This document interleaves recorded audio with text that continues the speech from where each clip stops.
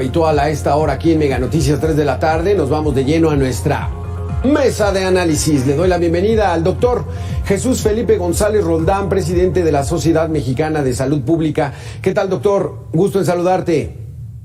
Igualmente, buenas tardes, Alberto, a ti y a tu audiencia. Doctor, para muchos es increíble que en pleno año 2022 haya un movimiento antivacunas.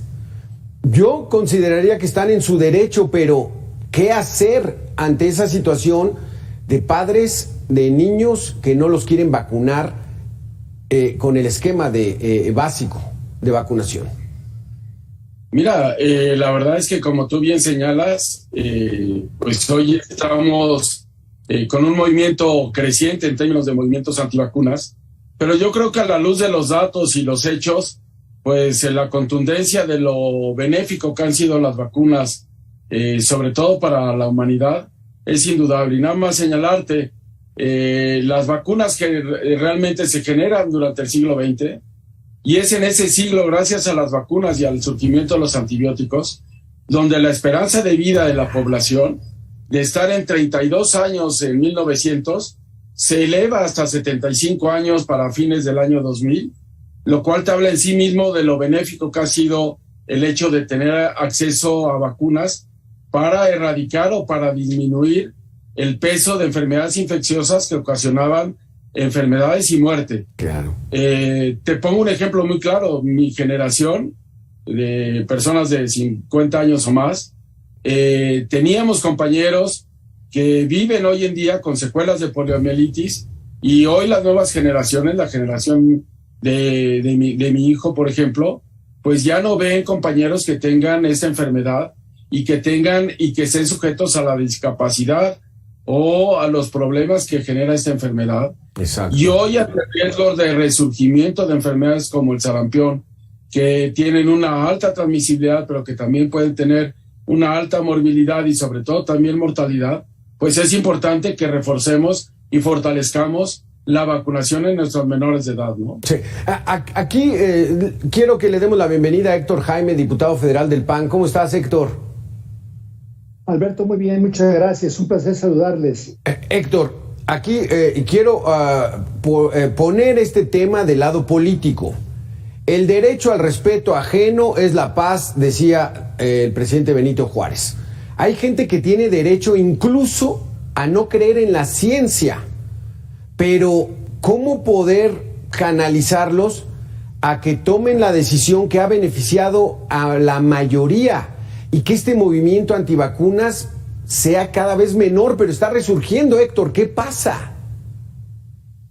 Mira, muy interesante pregunta, Alberto. A mí me parece que en el caso de la salud habría que distinguir entre dos dimensiones: la dimensión personal y la dimensión colectiva. Los efectos benéficos de la vacuna se dan en ambas dimensiones, y uno tiene que verificar la gravedad de una enfermedad, porque uno puede respetar a otra persona que no quiera ponerse una vacuna, pero cuando uno se pone una vacuna y pone en riesgo al resto de la sociedad, entonces está extralimitando, y ahí la ley en todo el mundo prevé también las medidas que fueron puestas en nuestra Constitución de manera clara desde 1908 con el concepto de la salubridad general. Me explico. Si tú decides no vacunarte contra la polio, pues está bien. Si te da polio, a lo mejor eres del 80% que no le pasa nada, unos pequeños síntomas, pero si te da polio y es más severa, puede dañarte quizás hasta en los años venideros. Si todo se limitara a tu persona, pues eso es correcto. De hecho, por eso la Constitución en 1984, cuando se incorpora el derecho a la protección de la salud, así le llaman, derecho a la protección de la salud, no derecho a la salud, porque ningún Estado puede regular los deseos de las personas. Te voy a poner el ejemplo típico. Tú puedes decidir fumar, y con fumar, pues es una adicción que te puede llevar 18 tipos de cáncer, etcétera. Nadie se puede meter contigo. Fuma lo que tú quieras, pero el humo de tu cigarro no puede estar en lugares donde afectes a otras personas. Algo similar ocurre con el tema de las vacunas, estimado Alberto. Exactamente, qué interesante, Héctor, esta situación. Doctor Jesús Felipe, el condado de Santa Mónica en California, en los Estados Unidos, es de nivel clase media para arriba, el nivel académico también es muy alto. Ahí está surgiendo un movimiento en contra de la vacuna contra el sarampión, porque dicen que provoca autismo y se está generando esta idea entre las nuevas generaciones a no vacunarse contra el sarampión. ¿Tienen o no tienen razón? Mira, yo creo que te decía, la evidencia es totalmente fundamental. La persona que falleció en nuestro país justo era un hijo de un americano hace 2 años que era parte de estos movimientos y desafortunadamente su hijo tuvo sarampión y falleció.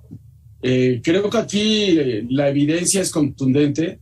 Creo que los datos entre los beneficios que tiene la vacunación contra algunos efectos adversos que pudiera tener, la verdad son mínimos. Lo estamos viendo en términos de la vacunación anti-COVID. Señalar que cuando la población adolescente, en el caso de México, y el adulto joven fue llamado a los procesos de vacunación, pues se volcaron. Inclusive hubo lugares donde la demanda superó la oferta de la vacuna que se estaba proporcionando, y por eso yo creo que necesitamos fortalecer y reforzar, y más ahora que los últimos datos de la encuesta de salud y nutrición que hizo el Instituto Nacional de Salud Pública habla de coberturas muy bajas en términos de los menores de 2 años, y que por eso toda la sociedad tenemos que volcarnos a fortalecer los procesos de vacunación para que tengamos, ahora sí que, como señalaba la primera campaña que hubo en México, todos los niños, todas las vacunas, y entender que en México está también arraigada el tema de la importancia que tiene la vacunación, donde inclusive para poderte inscribir en tu sistema escolarizado, pues te pedían la cartilla nacional de vacunación. Y creo que es momento de impulsar con mayor ahínco la vacunación en México, no solo la vacunación en menores de edad, sino ya nos hemos dado cuenta de la importancia que tiene también la vacunación en adultos, sobre todo en adultos mayores y sobre todo también en personas que tienen comorbilidades. No solo de COVID, vamos a tener en octubre impulsar la vacunación contra influenza, y creo que aquí es importante también que consideramos esquemas adicionales. Personas inmunocomprometidas que necesitamos vacunar contra el herpes, neumococo, meningococo, etcétera. Es decir, necesitamos fortalecer y reforzar nuestras acciones de vacunación y recuperar el liderazgo que México ha tenido en materia de vacunación a nivel mundial. Regresando al tema un poco político, social, Héctor, por así llamarlo, el asunto de que la gente puede tener ese derecho, pero la autoridad es eso, la autoridad es la que debe promover campañas en medios, información ahora en las redes sociales, de estos beneficios que trae la vacunación del cuadro básico, porque de lo contrario, y no es una crítica a las nuevas generaciones, pero sí hay nuevas generaciones que están siendo veganos, vegetarianos, no confían en las vacunas, pero aquí no debemos desbordar eso, y la responsabilidad es de la autoridad. ¿Estás de acuerdo?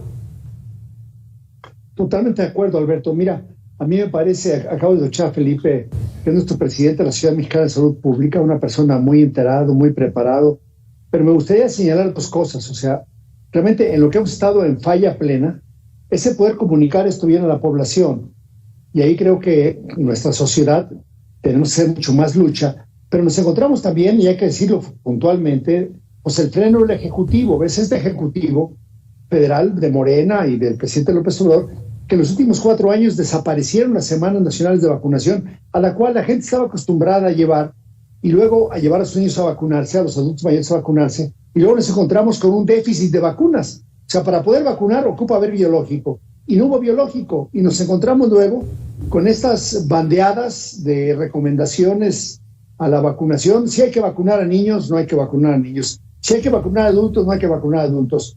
No es que la Cancino, no que el Sputnik, no ahora que la ABDA, la de Cuba, que ahora, o sea, realmente la población está realmente preocupada por tanta desinformación, mala información y, a mi juicio, malas decisiones de política pública del gobierno federal.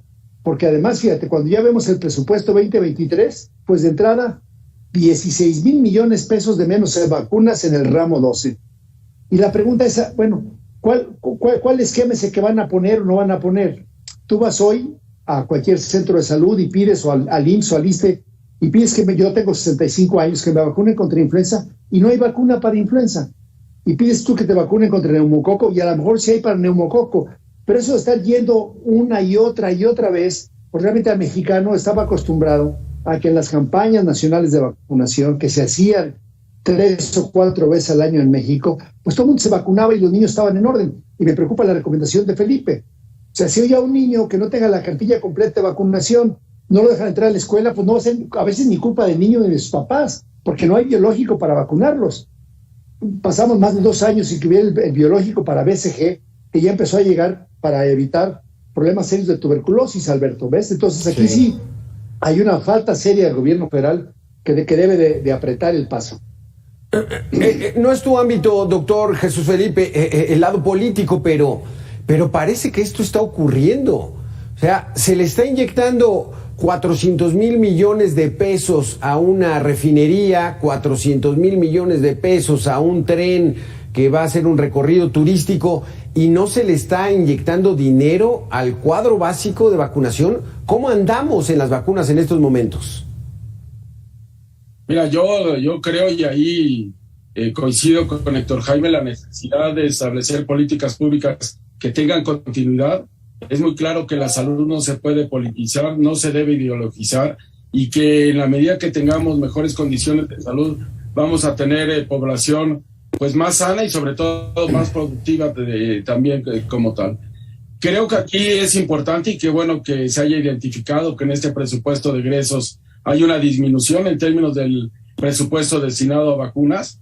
Está en manos de nuestros legisladores pues el poder reformular este presupuesto de egresos y canalizar más recursos a salud, que es fundamental que se tenga el presupuesto suficiente para poder tener las acciones de prevención, de control, el acceso a medicamentos y en este caso el acceso a los biológicos de las vacunas. Creo que ahí es fundamental el trabajo que nuestros legisladores, independientemente del partido que sea, pues antepongan las condiciones de salud de la población ante cualquier otro tipo de interés.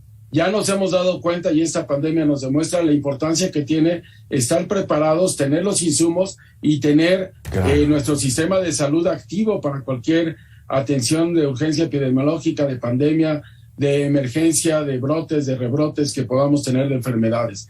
Y hoy es claro que la vacunación se tiene que fortalecer y reforzar. Es claro que tenemos que invertirle también en términos de los biológicos, en la formación y también en las campañas de prevención y promoción de la salud, y recuperar estrategias que a la luz de los hechos han demostrado su funcionamiento como tal. Creo que es un momento adecuado. Necesitamos, y yo celebro el que haya habido transparencia en términos de los resultados que manifestó el Instituto Nacional de Salud Pública, y ahora ya tenemos los datos duros, pues hay que ocuparnos en fortalecer la vacunación en menores de 2 años y sobre todo, como bien señala Héctor Jaime, pues que tengamos el acceso a los biológicos.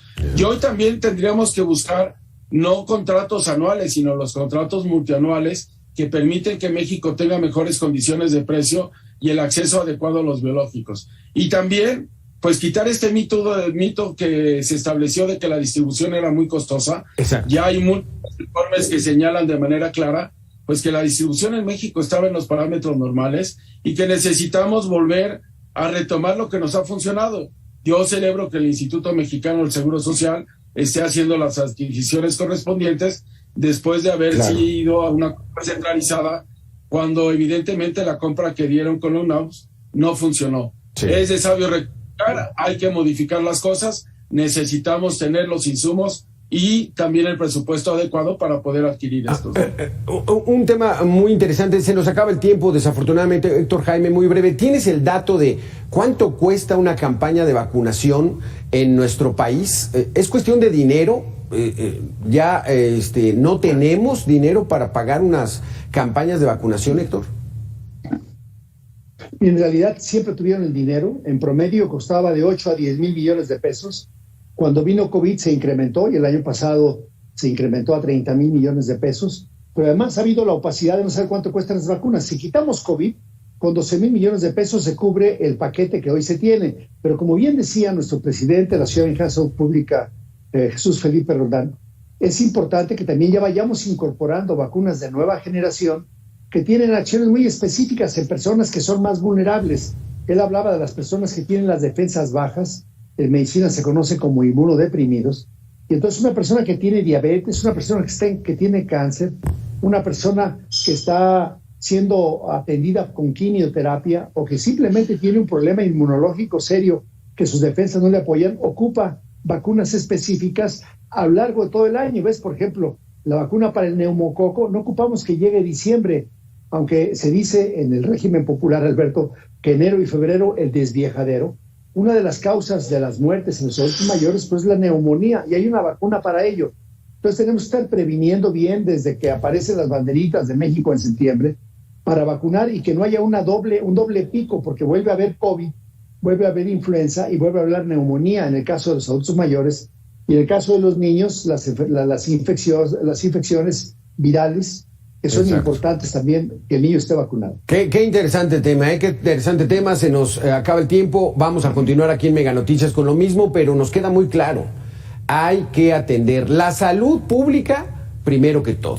Y si cuesta 10,000, 11,000, 20,000 millones de pesos, no se compara con los 400,000 millones de pesos que nos está costando la refinería de Dos Bocas. Jesús Felipe, doctor, muchísimas gracias por estar con nosotros. Diputado Héctor Jaime, también un placer que estuvieras con nosotros. Muchas gracias. Saludos, Héctor Jaime. Saludos, Alberto. Muchas gracias.